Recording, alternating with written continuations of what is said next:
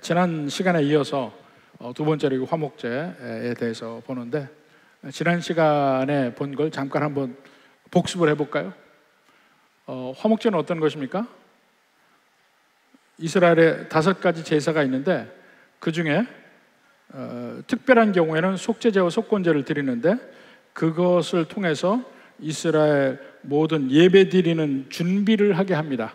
예배 모든 기명들을 정결케 하고 그 예배자로서 준비를 하게 하고, 이제 드디어 예배자가 제사를 드리는 첫 번째 것이 번제, 나의 모든 것을 하나님께 전적으로 드린다는 그 번제. 그래서 번제의 제물들은 하나도 남김없이 화제로 제단 위에서 태워야 되는 겁니다. 그 다음에 소제는 여호와께서 우리에게 주신 모든 소산의 처음 것을 하나님께 드리는 겁니다. 그래서 처음 것 또는 10의 1을 드리는 것이 소제입니다. 그 소제는 하나님께 일부 드리고, 그리고 제사장이 또 나머지를 제사장의 것으로 합니다. 화목제는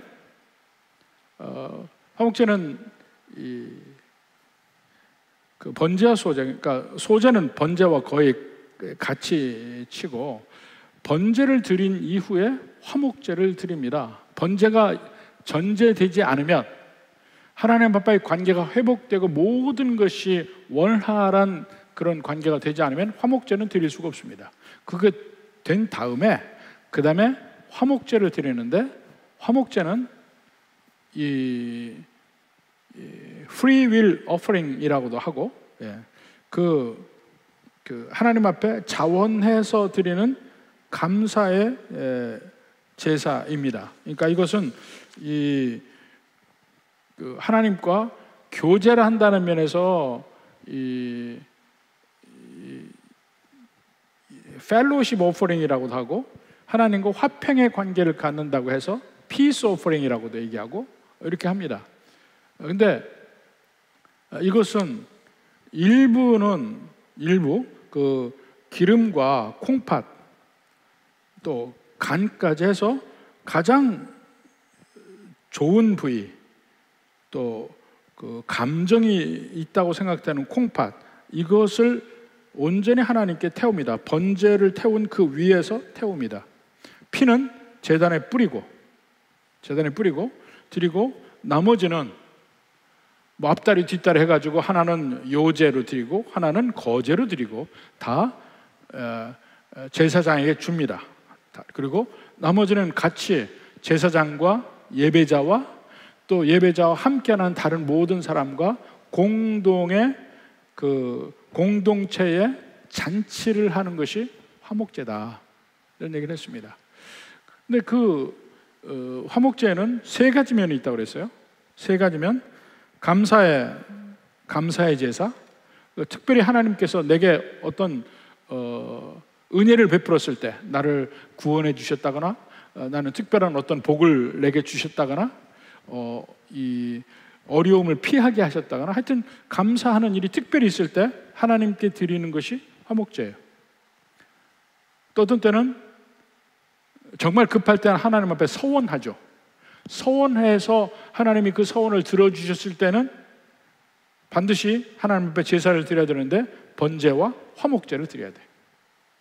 3번째는 그야말로 자원하는 제사. 특별히 하나님께서 내게 해주셨다는 거 아니고 매일매일의 삶이 너무 감사한 거야. 그래서 어느 순간에 하나님께 제사를 드리는 것이 이 화목제, 자원하는 제사, 이렇게 3가지로 나눠볼 수 있습니다. 근데 이 화목제는 특징적으로 제일 먼저 하나님과의 교제를 상징해요. 펠로십, 하나님과의 펠로십을 얘기해요. 그래서 여기서도 보면 3장 11절에도 여호와께 드리는 음식이다, 또 16절에도 화제로 드리는 음식이다, 향기로운 냄새다, 또 5절에도 향기로운 냄새다, 이런 말이 있어요. 그것은 하나님이 마치 이방신처럼 제물의 음식을 먹는다는 개념이 아니고, 인간과 하나님이 함께 잔치를 한다는 면을 보여주는데, 이것은 조금 이따 보여주는 그 언약적 잔치입니다. 언약적 잔치. 그렇게 하나님과 함께 한다는 펠로십이 있다는 것을 보여주는 것이 같이 먹는다는 개념이에요. 우리도 서로 교제를 한다면 먹는 것이 빠지고 나면 교제가 잘 안 됩니다. 진정한 교제가 있을 때는 먹는 게 있어야 돼. 그러니까 여러분 생각해 보세요. 구역 예배 드릴 때 아무 먹는 것 없이 예배만 드리고 인사하고 가면 아마 몇 주 안 가서 그 구역 예배 깨질걸? 거기서 예배 드리고 그 다음에 함께 먹을 것을 나누면서 교제하는 게 있으니까 구역 예배가 재밌는 거예요. 그러니까 이 하나님과의 관계도 바로 그런 교제의 면이 있고, 그 안에서 믿음의 공동체가 서로 먹는다는 면이 들어갑니다. 그러니까 예배자가 내놓아서 하나님께 일부 드리고 가장 좋은 거 드리고 나머지를 함께 나눠 먹는 거예요. 제사장도 먹고 함께 다른 성도도 같이 먹고, 이런 면이 있습니다. 근데 그것조차 예배의 일부라는 거예요. 예배의 일부. 먼저 한번 봅시다. 양과 염소 비유 전에 한번 레위기 7장 16절부터 한번 봅시다. 레위기 7장 16절.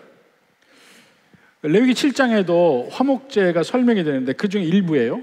16절부터 보면, 그러나 그 예물의 제물이 서원이나 자원하는 것이면, 또 하나는 그 감사 예물이죠. 두 번째, 세 번째 제사 화목제 중에 그 제물을 드린 날에 먹을 것이요, 그 남은 것은 이튿날에도 먹되 그 제물의 고기가 셋째 날까지 남았으면 불사를 지내. 셋째 날까지 먹는 게 아니에요. 첫째, 둘째 날을 먹는 거예요. 먹는데 먹을 때 이때 같이 먹는 겁니다. 다른 공동체 사람과 같이 오라 해서 같이 잔치를 하는 거예요. 근데 셋째 날까지 먹지 말라 해놓고 18절에 만일 그 화목제물이 고기를 셋째 날에 조금이라도 먹으면 그 제사는 기쁘게 받아들여지지 않을 것이라. 셋째 날 먹지 말라고 했죠. 근데 만약에 셋째 날 먹으면 어떻게 돼요? 제사 자체가 무효야. 이게 무슨 얘기냐면요, 이 함께 공동체 사람들이 먹는 그 잔치 자체가 화목제의 연장선상에 있는 거예요. 그것도 제사야. 성도들에게 베풀고 나눠서 함께 먹는 것도 제사의 일부야. 이게 잘못되면 제사가 안 받아들여지는 거예요. 이게 하나라는 거예요. 그러니까 조금 그 제사는 기쁘게 받아들이지 않을 것이라. 드린 자에게도 예물답게 되지 못하고 도리어 가증한 것이 될 것이며. 제사 자체가 제사는 끝났는데, 그게 아니에요. 제사가 어디까지냐면, 자, 기름과 콩팥 하나님께 드리잖아요. 불로 태웠어요. 그리고 제사 끝이 아니에요. 거제와 요제로 드린 거 제사장에게 줘야 돼. 나머지 가지고 함께 먹는 거예요. 제사장도 먹고 공동체의 다른 사람도 함께 초청해서 먹고, 거기까지가 제사라니까. 거기까지가 하나님께 드리는 제사의 일부예요. 하나님 안에서 함께 먹는 거예요. 그러니까 그게 나중에 뭐하고 연결돼요? 천국 잔치하고 연결이 되는 거예요. 천국 잔치가 하나님과 믿는 백성들이 함께 잔치를 하는 거잖아요. 그게 화목제고, 그게 하나님께 드려지는 제사고, 그게 그냥 잔치가 아니라니까요. 하나님과 내가 펠로우십을 하고 있는 거예요. 나뿐만 아니고 모든 믿는 백성들끼리 함께 공동체적으로 펠로우십을 하고 있는 것, 그것을 하나님이 받으신단 말이에요. 그러니까 이 구원이 전부 개인이다 이렇게 해서 나만 구원받으면 됐지, 그게 아니라니까요. 언제나 구원에는 공동체가 함께 있어요. 공동체와 연결되어 있습니다. 교회와 개인이 떨어지지가 않아. 그러니까 교회를 떠나서 혼자 예수님 믿는다? 그 일이 있을 수가 없어요. 언제나 믿음은 공동체가 전제되어 있어요. 공동체가 빠지고 서로 공동체의 나눔이 없는 상태에서 내가 하나님을 믿는다? 그 거짓말일 가능성이 굉장히 많아요. 그래서 함께 나누는 것이, 다른 사람과 나누는 것이 이게 제사의 일부라고요. 그래서 양과 염소의 비유에서 다른 사람과 나눔이 있는 사람들의 오른편에 있는 양이잖아요. 그들을 칭찬하는 이유가 뭡니까? 내게 주었다고 칭찬하는 거거든. 한번 봅시다. 마태복음 25장 31절부터. 마태복음 25장 전체는 마지막 날 심판에 관한 이야기가 많이 나옵니다. 그 중에 양과 염소의 비유가 나와요. 인자가 자기 영광으로 모든 천사와 함께 올 때에, 재림에 관해 얘기하잖아요. 지금 우리가 베드로서에서 계속 재림에 관해서 봤잖아요. 그 재림 때에 함께 올 때 자기 영광의 보좌에 앉으리니, 자, 영광의 보좌에 앉으리니 모든 민족을 그 앞에 모으고 각각 구분하기를 목자가 양과 염소를 구분한 것 같이 하네. 그 앉는 자리가 백보자예요. 백보자. 심판날. 요한계시록은 백보자 심판을 얘기하는 겁니다. 자, 근데 가르잖아. 양과 염소를 구분하는데 그 기준이 뭐냐면, 자, 33절에 양은 그 오른편에, 염소는 왼편에 두리라. 자, 히브리적 사고에서 언제나 오른편은 좋은 나라입니다. 선한 거야. 왼편은 나쁜 거예요. 안 좋은 거야. 하나님 보좌 우편에는 예수님이 계시고 왼편에는 사탄이 있어요. 사탄도 하나님 보좌 왼편에 있다니까. 그러면서 계속 참소하는 장면이 욥기에 나오잖아요. 자, 그때에 34절에 임금이 그 오른편에 있는 자들에게 이르되, 양들이죠, 하나님의 백성들이죠, 내 아버지께 복받을 자들이여, 나와 창세로부터 너희를 위하여 예비된 나라를 상속받으라. 내가 줄일 때에 너희가 먹을 것을 주었고, 목마를 때 마시게 하였고, 나그네 되었을 때 영접하였고, 헐벗었을 때 옷을 입혔고, 병들었을 때 돌보았고, 옥에 갇혔을 때 와서 보았느니라. 그들에게 나한테 너희가 이렇게 했다고 해요. 이에 의인들이 대답하여 이르되, 주여 우리가 어느 때, 자기들도 깜짝 놀라는 거야. 자기들은 하나님께 했다고 생각 안 했거든.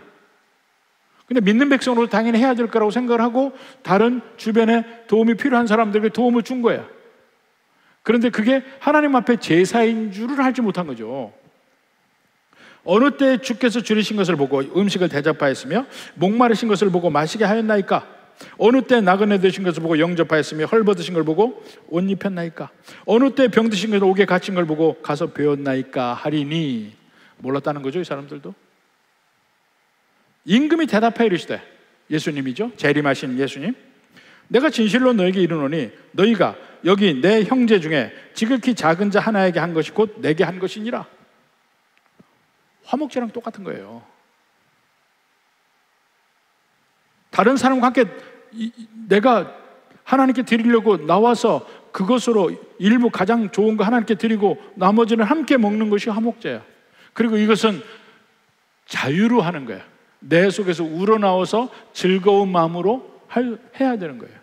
근데 그게 하나님이 받으시는 거예요. 내가 형제들에게 베푼 것을 하나님께서 받으셨다고 선포하고 있어요. 그게 화목제거든.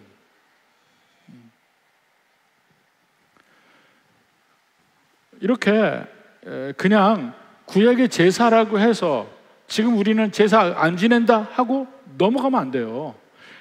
그 제사에 하나님의 품성이 들어가 있다니까요. 그 품성을 우리가 보고 그 품성 안에서 우리가 사는 거예요. 그 구약의 모든 율법이나 이 제사법이나 성막이나 모든 제도 안에서 하나님을 볼 줄 알아야 돼요. 하나님을. 자, 그리고 이 하나님과 함께 먹는다는 개념이 신약적인 면에는 성찬하고 연결이 됩니다. 성찬하고 연결이 돼.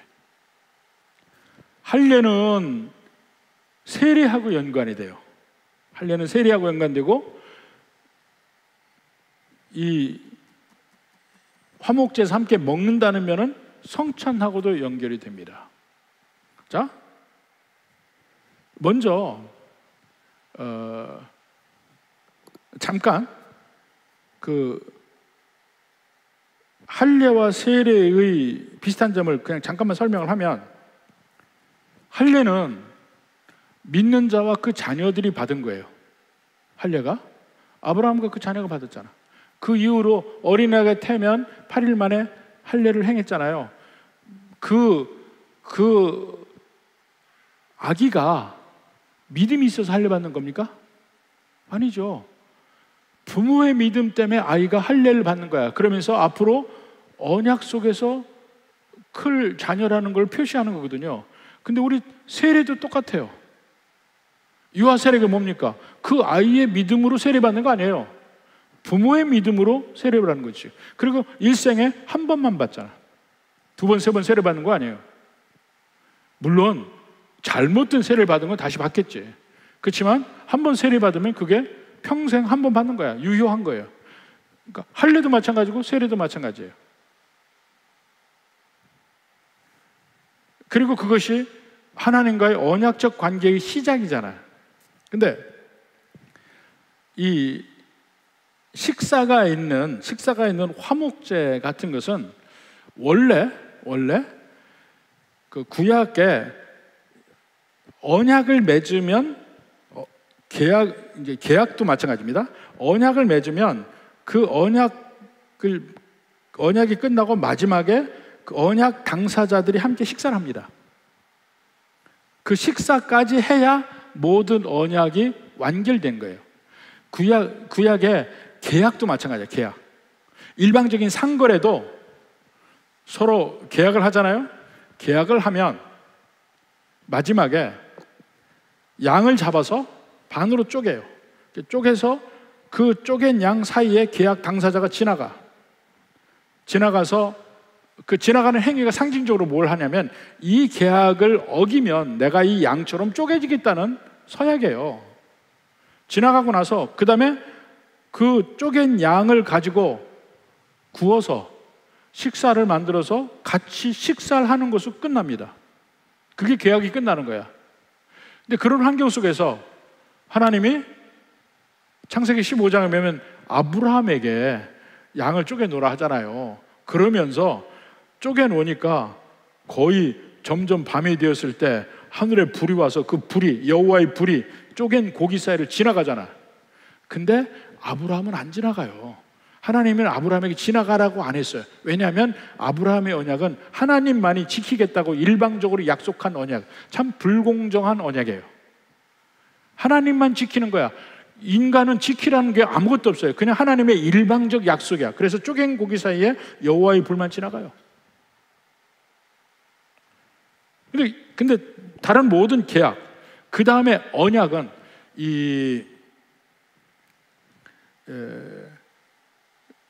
이런 언약적 식사를 어디서 보냐면, 라반이 야곱을 쫓아왔을 때 잡기 전날에 하나님이 라반을 위협하잖아요. 너 야곱 건들지 마. 건들면 너는 죽어. 협박을 받고 라반이 야곱을 어쩌지 못하고 거기서 화해의 언약을 합니다. 한번 볼까요? 창세기 31장 51절. 라반이 또 야곱에게 이르되 내가 나와 너 사이에 둔 이 무더기를 보라. 이 기둥을 보라. 이 무더기가 증거가 되고 이 기둥이 증거가 되나니 내가 이 무더기를 넘어 네게로 가서 해하지 않을 것이요 내가 이 무더기 이 기둥을 넘어 네게로 와서 해하지 아니할 것이라. 이게 언약이죠. 서로 간의 약속이에요.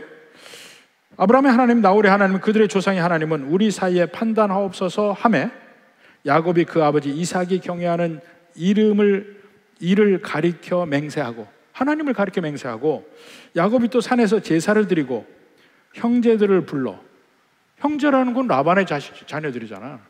형제들을 불러 떡을 먹이니 그들이 떡을 먹고 산에서 밤을 지내고. 이게 함께 언약을 맺고 식사하는 거예요. 그 당시엔 모든 계약이 그렇게 했으니까. 이 라반과 야곱과의 계약, 서로 돌무더기 기둥 놓고 서로 여기를 넘지 않기로 약속을 하고 끝난 게 마지막에 같이 식사를 하고 끝나는 거예요. 자, 그 다음에 출애굽 때 와서는 유월절 식사를 하잖아요. 10가지 재앙 중에 마지막 재앙.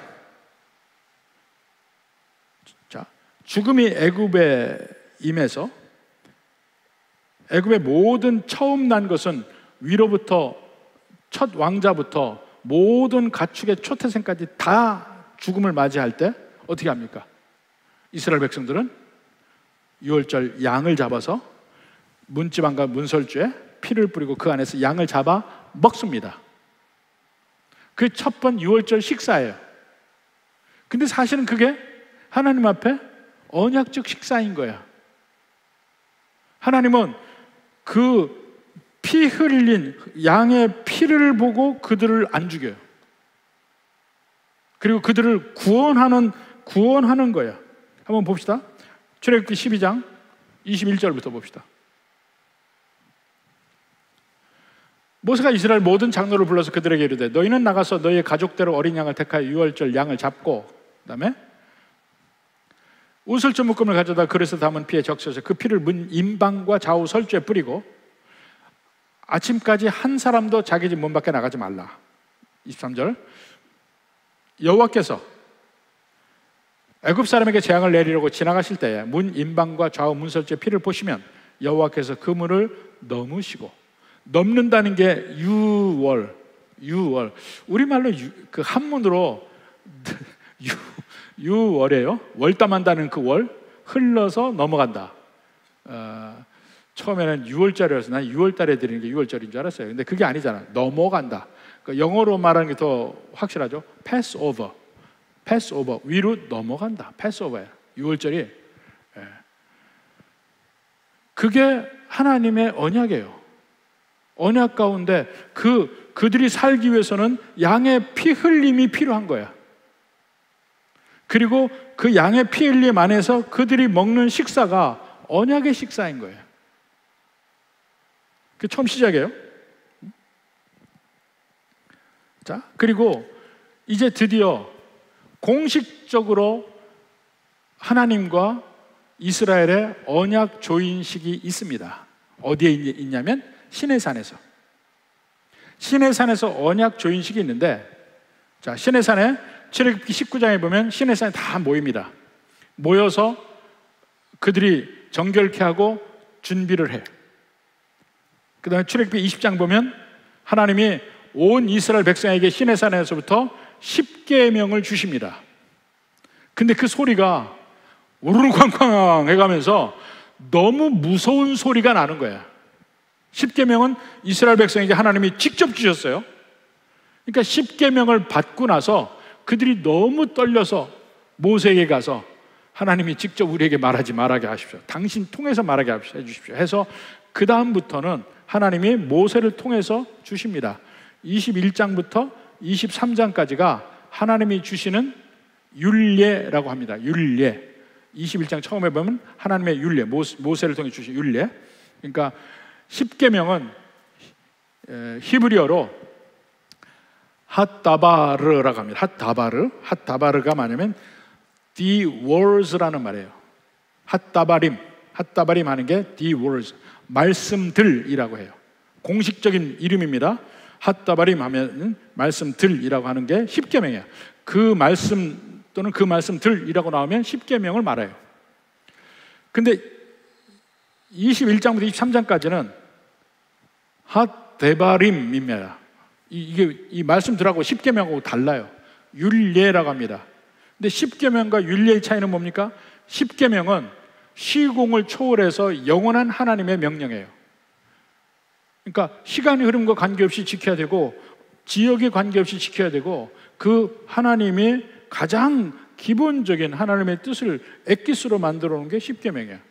근데 율례는 한미시파팀 율례는 그 10계명의 하나님의 정신이 이스라엘 백성이 가나안 땅이라는 그 전제 조건 속에서 구체적으로 어떻게 적용되는지를 보여주는 율법입니다. 그게 21장부터 23장까지예요. 그러면 십계명, 율례 두 가지를 다 하나님의 모든 법을 다 선포하셨어요.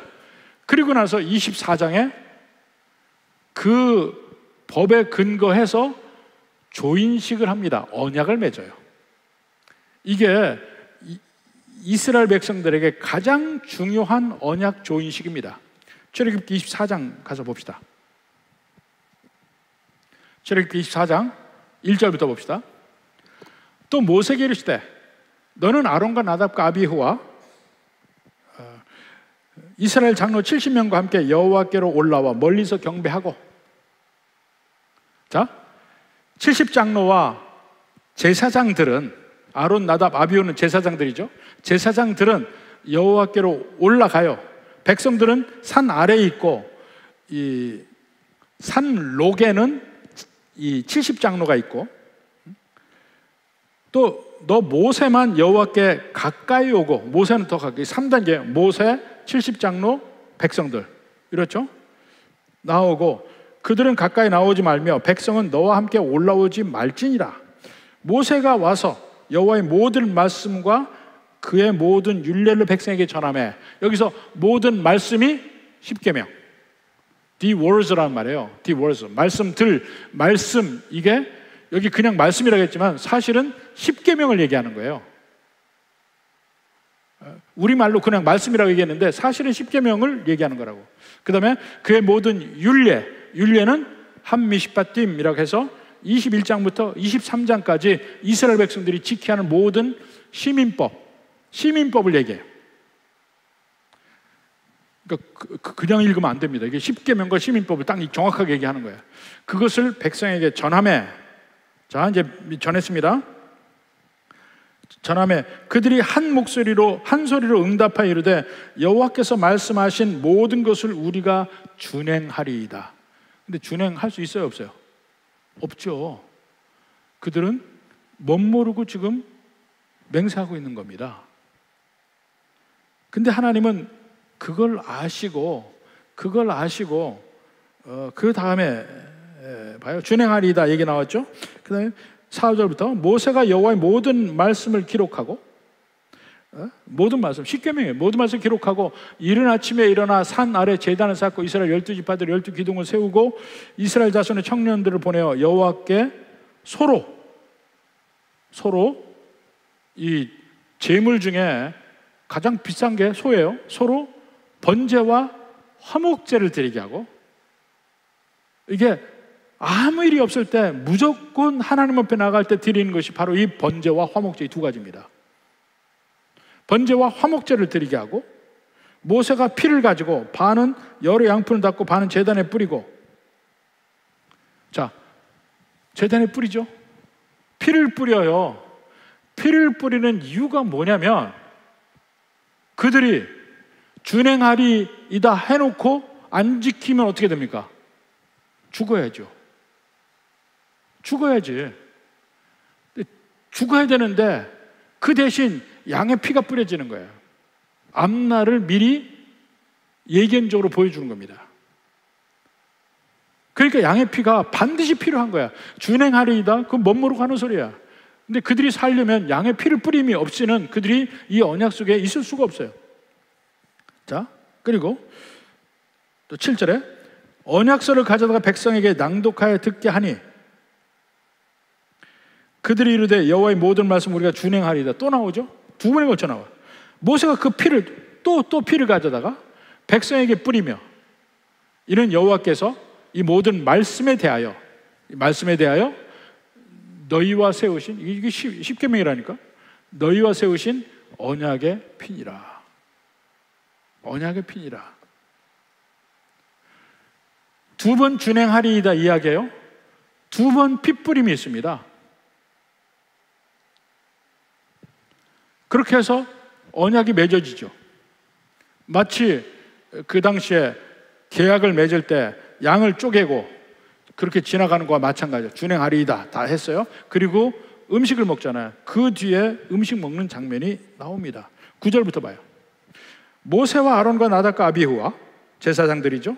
이스라엘 장로 70인이 올라가서 이스라엘의 하나님을 보니 그의 발 아래에는 청옥을 편듯하고 하늘같이 청명하더라. 하나님이 이스라엘 자손들의 존귀한 자들에게 손을 대지 아니하셨고, 하나님을 봤는데 그들은 하나님을 뵙고 먹고 마셨더라. 이게 언약적 식사예요. 카버넌털 밀이라고 해요. 카버넌트 밀이라고도 하고 카버넌털 밀이라고도 해요. 언약적 식사. 이걸로 언약이 완결되는 거예요. 최초에 이스라엘 백성과 하나님을 만나면서 먹잖아요. 이게 화목제라니까. 펠로우십 오퍼링이에요. 서로 하나님도 거기서 함께 먹는다는, 잔치에 참여한다는 개념이에요. 그래서 번제와 화목제. 그들이 뭘 먹겠어요? 화목제를 먹지. 번제는 다 태웠는데. 화목제를 가지고 하나님께 기름을 드리고 이걸 먹는 거예요. 그러니까 하나님과 함께 교제한다는 의미, 그리고 하나님의 백성들이 공동체로서 함께 교제한다는 의미, 그리고 그 자체가 하나님 앞에 화목제란 말이에요. 그 자체가 하나님 앞에 예배를 드리고 제사를 드린 거와 같은 거라는 거예요. 그러니까 성도의 교제가 얼마나 중요한지 알 수 있어요. 성도의 교제에 서로가 서로에게 내어놓는 거야. 안 내놓고 맨날 의도만 먹는 사람은 화목제 제대로 안 하는 사람이야. 서로 내놔야 돼. 서로. 모든 사람이. 부자인 사람은 많이, 가난한 사람은 자기 힘대로 내놓으면 되는 거야. 똑같을 필요는 없어요. 그렇지만 서로 공동체를 위해서 내놓는다는 개념은 똑같아요. 그러니까 초대교회에서도 처음에 교회가 막 생겼을 때 어떻게 됩니까? 서로 물건을 통용하잖아. 통용. 서로 물건을 나누잖아요. 그러니까 그게 온전히 하나님 앞에 내가 바로 서게 되면 다른 성도와의 관계도 좋아지고 서로 내 것을 나누어주면서 서로 공동체로 잔치를 하는 면이 있다는 거예요. 그래서 믿는 백성들이 제대로 믿으면 서로 너무 관계도 좋아지고 모일수록 서로 보고 싶고 이런 관계가 되는 거예요. 자, 이 카버넌트 밀이라고 해서 이 언약적 식사라는 개념으로 화목제가 바로 그 의미를 가지고 있는데, 자, 신약에 와서는 바로 그것이 성만찬에서 이루어지더라는 얘기입니다. 자, 제일 먼저 마태복음 26장 26절 봅시다. 그들이 먹을 때 예수께서 떡을 가지고 축복하시고 떼어 그러니까 마지막 유월절, 예수님이 잡히시기 전날 밤 유월절, 실질적으로 마지막 유월절이에요. 떡을 가지고 축복하시고 떼어 제자들이 주시며 이르시되 받아서 먹으라, 이것은 내 몸이라 하시고, 또 잔을 가지사 감사기도 하시고 그것을 주시며 이르시되 이것은 너희가 이거 다 마시라, 이것은 죄사함을 얻게 하려고 많은 사람을 위하여 흘리는 바 나의 피 곧 언약의 피니라. 여기서 유월절에서 성만찬으로 바뀌는죠. 성만찬으로 바뀌어요. 그러니까 구약의 유월절과 신약의 성만찬은 밀접한 연관성이 있습니다. 그래서 성만찬 할 때마다 우리가 읽는 구절이 뭐냐면 고린도전서 11장이에요. 고린도전서 11장 25절부터 합시다. 즉 성찬식 할 때마다 읽는 구절이에요. 식후에 또한 그와 같이 잔을 가지시고 이르시되 이 잔은 내 피로 세운 새 언약이니. 피가 없으면 언약이 성립이 안 돼요. 출애굽 때도 양의 피가 있어서 그 피를 뿌림으로써 언약이 성립이 되잖아요. 자, 새 언약이니 이것을 행하며 마실 때마다 나를 기념하라 했습니다. 너희가 이 떡을 먹으며 이 잔을 마실 때마다 주의 죽으심을 그가 오실 때까지 전하는 것이니라. 이제 새롭게 성찬이 예수님의 재림 때까지 우리가 해야 되는 거예요. 자, 그래서 사실은 초대교회에서 상당히 오랜 기간 동안 종교개혁 때까지도, 지금도 로마 천주교에서는요 미사 때마다 성찬을 합니다. 우리 교회도 예배 때마다 성찬을 했었어요. 예배 때마다. 그리고 초대교회에서는 진짜 식사를 했어요. 6월절 식사잖아. 식사를 했었어요. 근데 그 식사를 했었는데 그 식사가 하나의 예배 형식으로 바뀌게 된 이유가 뭐냐면, 첫째로는 숫자가 너무 많아져. 숫자가 너무 많아져. 함께 이 식사를 하려니까 이건 택도 없는 거야. 그래서 실질적인 이유 때문에 간소화되기 시작을 했고, 또 하나는요, 이 로마의 핍박에서 피할 수가 없는 거야. 이 식사까지 하려니까. 그래서 이 성만찬이 그런 두 가지 중요한 이유 때문에 간소화되기 시작했습니다. 근데 중세 시대에는 이 로마 천주교가 사제와 성도 사이를 지나치게 갈라놓았어요. 그래서 이 성만찬에서 이 성도들은 떡만 먹을 수 있어요. 잔은 사제들만 마셨어요. 사제들만. 그러니까 저도 구민학교 다닐 때 제 친구 따라서 성당을 몇 번 가봤어요. 3학년 때 가봤는데 들어가자마자 뭐 물에다가 찍더라고. 나도 찍을까? 그러니까 너는 하지 말래. 그래서 앉았죠. 앉았는데 뭘 일어났다 앉았다 뭐 이렇게 자주 하는지 몰라요. 가보면. 그러더니 전부 나가서 그 앞에 그 돼 있는 데서 전부 다 이렇게 무릎을 꿇고 입 벌리고 있더라고. 저도 나갔죠. 그랬더니 너는 오지 말래. 너는 자격이 없대. 그래서 안 나가고 쳐다봤어요. 봤더니 전부 하니까 요 어떤 그 플레이트에다가 그 사제가 하나씩 해서 동그란 납작한 그 떡이라고 할 수 없죠. 동그란 납작한 거를 하나씩 혀에다가 이렇게 올려주더라고. 올려줘요. 그게 끝이야. 그리고 나서 잔은 혼자 이렇게 돌아서 마시더라니까. 그게 천주교예요. 이것 때문에 나중에 문제도 되기도 했습니다. 지금은 어떤지 모르겠어요. 그게 매번 미사 때마다 그걸 꼭 합니다. 우리도 계속 했었어요. 18세기까지도 했었어요. 19세기까지도 했어요. 거의.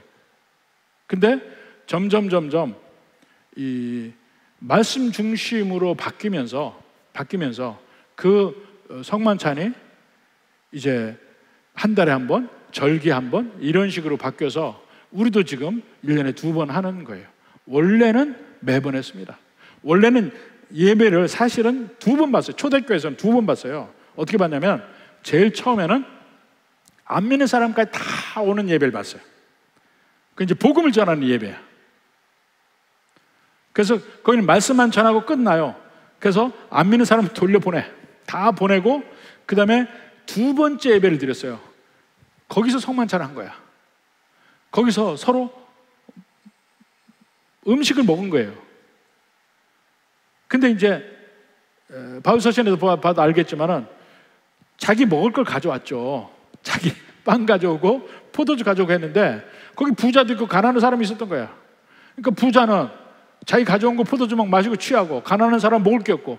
이것 때문에 바울이 뭐라 하잖아요. 식사였어요. 식사. 근데 그게 점점 식사가 아닌 그 예배의 한 행위로 바뀐 것 뿐이지. 네. 그리고 예배 자체가 말씀 중심의 예배. 특히 이 장로교나 이 감리교나 이 중심으로 말씀 중심 예배로 바뀌었거든요. 그러니까 이 성례가 상대적으로 약해졌어요. 그러니까 성례가 강한 데가 지금은 성공회나 루터교나 이런 데가 성례가 강합니다. 이런 것을 보통 우리가 하이 처치라고 그래요. 하이 처치. 로마 천주교랑 비슷한 쪽으로 가는 거 하이 처치라고 그래요.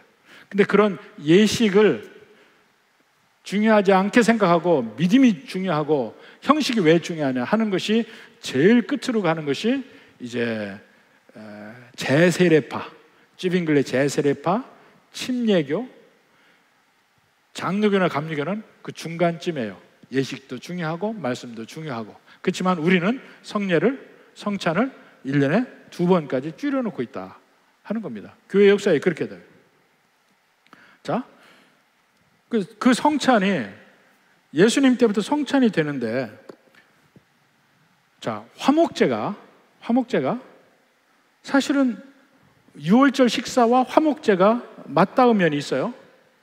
그 언약을 맺고 언약의 마지막 부분에 식사를 한다는 면, 그런 면에 같이 연결되는데, 둘 다 식사예요. 식사, 음식을 먹는 것인데, 자, 번제와 화목제라고 그랬잖아요.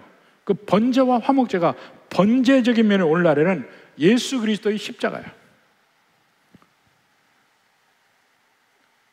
하나님 앞에 온전히 번제로 해서 모든 죄적인 면을 해결한 것이 번제인데, 이것이 그리스도의 십자가로 죄의 문제가 해결된 거예요.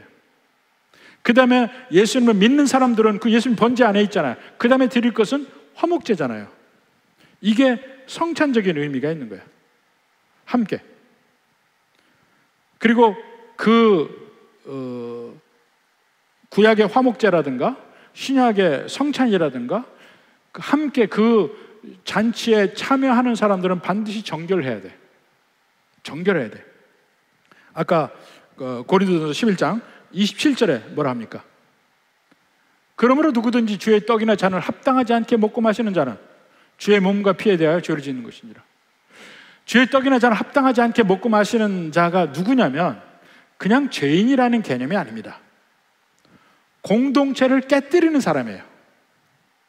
공동체에서 당을 짓는다거나 공동체에서 이간질한다거나 서로 미워한다거나 이런 것이 주의 떡과 잔을 합당치 않게 먹고 마시는 자의 가장 큰 특징이에요. 제가 성찬할 때마다 얘기하잖아요. 성찬은 개별적으로 따라 할 수 있는 게 아니다 그랬어요. 교회가 함께 참여하는 것이 성찬이다 그랬어요. 왜냐하면 교회가 하나됨을 나타내는 것이고 하나님 앞에 하나, 그러니까 화목제도 하나님 앞에서 믿음의 백성들이 함께 먹는 거잖아요. 따로따로가 아니에요. 개인이 돌아서 먹는 게 아니야. 함께 이게 화목제에서 강한 측면이고 성찬도 그런 면이에요. 근데 그 교회를 합당치 않게 몸과 피를 참여한다는 그 하나 되는 공동체를 깨뜨리는 사람들이 바로 그런 사람들이라니까. 고린도전서 11장에 그 문맥에도 그렇게 나옵니다.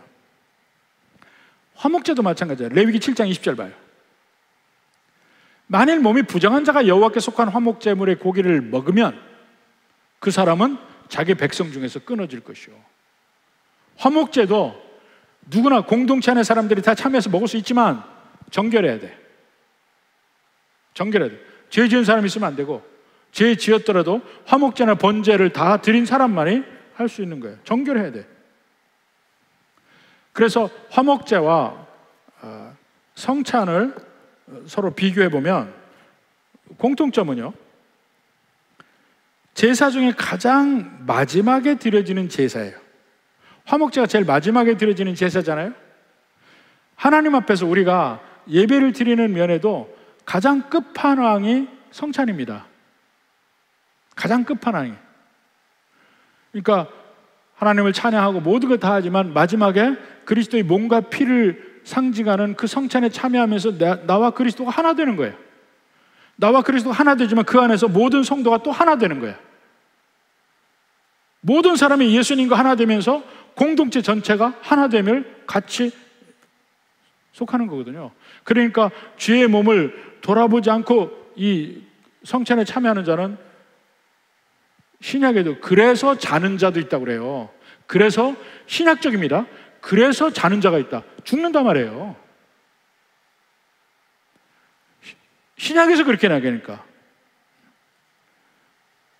그리고 아까 출애굽기 24장에 언약을 맺을 때 함께 마지막에 먹는 장면이 나오잖아. 그 화목제적인 면이거든요. 그 앞에 모든 말씀, 10 words, 그러니까 10계명, the words라고 하는 말씀을 낭독하고 지키겠나이다 피 뿌리고 먹잖아요. 그러니까 그 전통을 이어받아서 지금 성찬 때도 10계명을 낭독하기도 합니다. 10계명을 낭독하고 그 다음에 성찬에 참여하고 그렇게 하기도 합니다. 그래서 구약에서도 예배자가 능동적으로 참여하는 것이 가장 능동적인 게 화목제예요. 나를 드리는 거야. 내가 직접 하나님 앞에 나아가서 내가 헌신하는 거예요. 근데 성찬도 우리가 믿음의 고백을 하고 하나님과 하나가 되며 이제 앞으로 하나님의 뜻대로 살겠다는 다짐이 꼭 있습니다. 성찬이. 그러니까 세례는 수동적이에요. 세례는 받는 거야. 더군다나 유아 세례는 수동적일 수밖에 없지. 난지 얼마 되지도 않은 애가 무슨 믿음을 고백하고 뭐 그걸 하겠어요? 받는 거야. 성찬은 내가 믿음을 고백하는 사람이 참여하는 거예요. 능동적이야. 세례는 한 번이지만 성찬은 여러 번 하는 거야. 유월절도 여러 번, 화목제도 여러 번. 욥은 매일 드렸잖아. 매일 화목제를 드렸어요. 그러니까 여러 번 드릴 수 있는 거예요. 그러면서 하나님을 예배하는 것이다. 근데 그 화목제와 성찬, 언약의 식사와 성찬의 가장 큰 차이가 하나 있습니다. 그게 뭐냐면 피예요. 피. 구약에서는 절대로 피를 먹지 말라고 합니다. 자, 화목제 때도 피는 어떻게 합니까? 제단에 뿌려요. 제사장이. 피에 대해서는 제사장이 제단에 뿌리는 것 말고는 피에 대해 나오는 게 없습니다. 그리고 뒤에 오늘 3장 17절에 보면 너희는 기름과 피를 먹지 말라고 그랬어요. 또 노아의 홍수 때 홍수 지나고 나서 피를 먹지 말라 합니다. 왜냐하면 피에 생명이 있다고 그랬어요. 피에 생명이 있다고 그랬어요. 피를 안 먹습니다. 출애굽기 24장에 언약 식사를 할 때도 피는 모든 그 제사의 기명에 뿌리고 백성들에게 뿌렸어요. 근데 피는 먹지 않아. 안 먹어요. 못 먹어. 먹으면 안 돼. 먹으면 죽어. 근데 신약에서는 피를 먹습니다. 그리스도의 피를 먹어요. 왜 그럴까요? 구약 전체를 통해서 피에 생명이 있다는 게 그들의 머릿속에 완전히 각인이 돼요. 피에 생명이 있으니까 먹으면 안 되는 거예요. 피는 제단에 뿌리는 거고 하나님 앞에 드리는 것이고 그 예배자가 절대로 피를 먹으면 안 돼. 피는 생명이 있으니까. 그런데 신약에 와서 예수님이 피를 뿌리고 예수님의 피를 상징하는 포도주를 먹습니다. 그건 뭐예요? 이미 피에 생명이 있다는 것을 아는 하나님의 백성들에게 예수님이 생명을 주셨다는 것을 각인시키고 그 생명에 내가 참여함을 그 다음 단계에 보여주는 거예요. 근데 그 생명의 참여함이 구약에서 피에 생명이 있다는 걸 그렇게 보여준 다음에 신약에서 예수님이 피를 흘리셨다. 그리고 그 예수님의 피에 우리가 통참한다. 이게 단계적으로 나오는 거예요. 그러니까 그게 구약과 신약의 차이점이에요. 그러니까 예수님의 피에 동참함으로써 우리가 구원받고 생명을 얻고 그 피에 생명이 있으니까 그 그리스도의 피를 통해서 생명이 내게 임하는 거예요. 생명이. 구약에서는 먹어서는 안 돼. 생명이 있으니까. 신약에서는 먹어야 돼. 그 속에 생명이 있으니까. 이렇게 이 화목제 안에서 있는 그 면이 신약적으로 밀접하게 연관이 되어 있다는 것입니다. 그리고 여기서 화목제가 영원한 규례라. 마지막 17절 끝에 보면 이는 너희의 모든 처소에 너희 대대로 지킬 영원한 규례니라 이렇게 얘기해요. 영원한 규례니라. 그러니까 이 화목제에 지켜지는 것은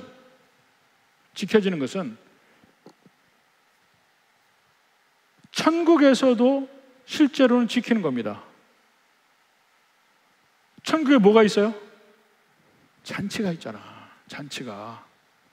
천국의 잔치. 하나님과의 진정한 펠로우십이 있잖아요. 거기에 그 펠로우십의 상징으로 잔치가 있어요. 천국 잔치라고 얘기하잖아요. 그것이 영원한 규례라니까. 천국이 왜 천국입니까? 거기에 우리 주님이 계시고 주님과 영원히 교제하는 곳이 천국이에요. 나는 포도나무여 너희는 가지라. 너희가 내게 있어야 생명이 있고 열매를 맺는다 그랬어요. 천국이 바로 그런 거예요. 우리에게 주님이 있으니까 우리에게 영원한 생명이 있고 영원한 열매가 있고 영원한 샬롬이 그 안에 있는 겁니다. 그래서 이 화목제에서 함께 나누는 면이 바로 성찬에서 예수님의 피와 몸에 함께 합하는 것이고 함께 잔치하는 것이고, 그래서 그 천국 잔치가 결국은 천국에서 이루어진단 말이에요. 그러니까 이 화목제에 하나님과 함께 나누는 음식, 서로 공동체 나누는 음식이 천국의 모양이에요. 예표적으로 모형적으로 보여주고 있는 거예요. 근데 바로 이런 화목제를 통해서 이스라엘 백성들에게 하나님과의 그 교제를 예표적으로 보여줬는데 이스라엘 백성들은 결국은 그것을 못 지킵니다. 못 지켜요. 이사야서 43장 21절 봅시다. 이 백성은 내가 나를 위하여 지었나니 나를 찬송하게 하려 함이니라. 원래 하나님이 이스라엘 백성들을 택하시고 구원하신 목적은 하나님을 찬양하게끔 지었어요.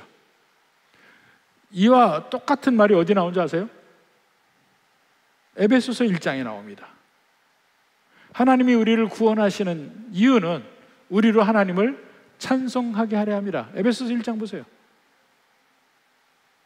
구약의 백성이나 신약의 백성 똑같아. 하나님이 구하신 목적은 우리가 하나님을 찬송하게 하려 함이라. 그러나 야곱아 너는 나를 부르지 아니하였고 이스라엘아 너는 나를 괴롭게 여겼으며, 하나님을 찬송하지 않고 하나님께 가지 않고 오히려 하나님을 옆에 있는 걸 싫어해. 그게 죄인의 특징이에요. 하나님이 옆에 있는 걸 싫어해. 내 번제 양을 내게로 가져오지 아니하였고 내 제물로 나를 공경하지 아니하였느니라. 나는 제물로 말미암아 너를 수고롭게 하지 아니하였고 유향으로 말미암아 너를 괴롭게 하지 아니하였거늘 너는 나를 위하여 돈으로 향품 사지 아니하며 희생의 기름으로 나를 흡족하게 하지 아니하고. 희생의 기름, 화목제 기름들이잖아. 내 죄짐으로 나를 수고롭게 하며 내 죄악으로 나를 괴롭게 하느니라. 그들은 더 이상 언약 백성이 아닌 거예요. 그래서 이미 구약에서 새 언약이라는 말이 나와요. 이스라엘 백성들에게 지키지 못함으로 새 언약이 필요해. 근데 이 새 언약은 이스라엘 백성들이 지키는 언약이 아니에요. 대표 선수가 지키는 언약이야. 메시아가 지키는, 그리스도가 지키는 언약. 그래서 그리스도를 믿는 백성들의 마음속에 신비에 새겨지는 새 언약. 이게 예수님이 처음 얘기한 게 아니라니까요. 구약에서 나와요. 예레미야 31장 31절. 여호와의 말씀이니라. 보라, 날이 이르리니. 그 날이 무슨 날입니까? 마지막 날이 심판 날이에요. 내가 이스라엘 집과 유다 집에 새 언약을 맺으리라. 새 언약을 맺으리라. 그 새 언약의 특징이 구약처럼 이스라엘 백성들의 행위로 지켜야 이루어지는 언약이 아니라는 거예요. 자, 다시 고린도전서 11장 25절. 19회 또한 그와 같이 잔을 가지고 이르시되 이 잔은 내 피로 세운 새 언약이니. 새 언약. 언약 안에 있는 사람들이 성찬에 참여하는 거예요. 이것을 행하여 마실 때마다 나를 기념하라 했으니. 히브리서 9장 15절. 이로 말미암아 그는 새 언약의 중보자시니. 새 언약의 제사장이 되고 새 언약의 제물이 되시고 새 언약의 화목제물이 되시는 거예요. 번제물도 되고 화목제물도 돼. 화목제물이 되니까 어떻게 됩니까? 그 화목제물을 예배자가 먹어야지, 마셔야지. 성찬의 바로 그 의미를. 이는 첫 언약 때에 범죄한 죄에서 속량하려고 주구사 부르심을 입은 자라면 영원한 기업의 약속을 얻게 하려 하심이라. 영원한 기업의 약속을 얻을 수 있는 유일한 방법은 새 언약의 중보자를 믿는 것밖에 없어요. 바로 그 언약으로만 가지고 얘기할 때 그렇다는 겁니다. 그러니까 그 화목제적인 면이 드디어 어디에서 이루어지느냐? 구약 안에서는 이루어질 수 없어요. 그들은 그 말씀을 지킬 수 없으니까. 그래서 하나님은 그들이 지킬 수 없음을 알고 대신 지킬 분을 보내준 것이 새 언약의 중보자 예수 그리스도예요. 그 예수님을 믿는 사람들이 만약 그 언약을 다 지킨 걸로 간주가 되고 마지막 화목제, 마지막 잔치에 참여할 수 있는 권리를 준 거예요. 그러니까 예수 믿는 사람이 천국 잔치에 참여하는 거예요. 이것이 성경 전체에서 이루어지는 것이고, 그 화목제도 결국 하나님과의 관계의 마지막 극치를 말하는 게 화목제예요. 하나님과 함께 잔치, 그 안에서 믿는 백성들끼리 그 공동체의 잔치, 그것이 결국 마지막 천국에서 이루어지고, 지금은 교회 안에서 믿는 백성들이 함께 공동체를 이루면서 이루어 나갈 그 공동의 화목제가 있는 겁니다. 그 중에 하나가 우리가 대표적으로 김치 화목제, 그 의미를 다시 아실 거야. 아, 내 것을 나누어서 함께 막 먹는 거, 이게 제사적인. 금년에는 아마 김치 많이 들어올 것 같아. 의미를 알았으니까. 의미 뭔지 몰랐지만 의미를 알았으니까. 근데 구역이든 어디든지 서로 내놓고 함께 나누려고 하는 사람이 많을수록 거기는 천국이 되는 거예요. 거기 천국 잔치라는 거예요. 어디든지 자기가 안 내놓는 사람들이 천지면은 거기는 천국이 아닌 거야. 천국 아니면 뭐가 있어요? 그러니까 서로 크든 작든 함께 나누기를 좋아하는 사람들이 있는 곳이, 그런 믿음의 백성들이 있는 곳이 천국이고, 화목제의 기쁨과 즐거움을 함께 나누는 것입니다. 이 은혜가 넘치는 모든 구약과 온 교회가 되기를 주님의 이름으로 축원합니다.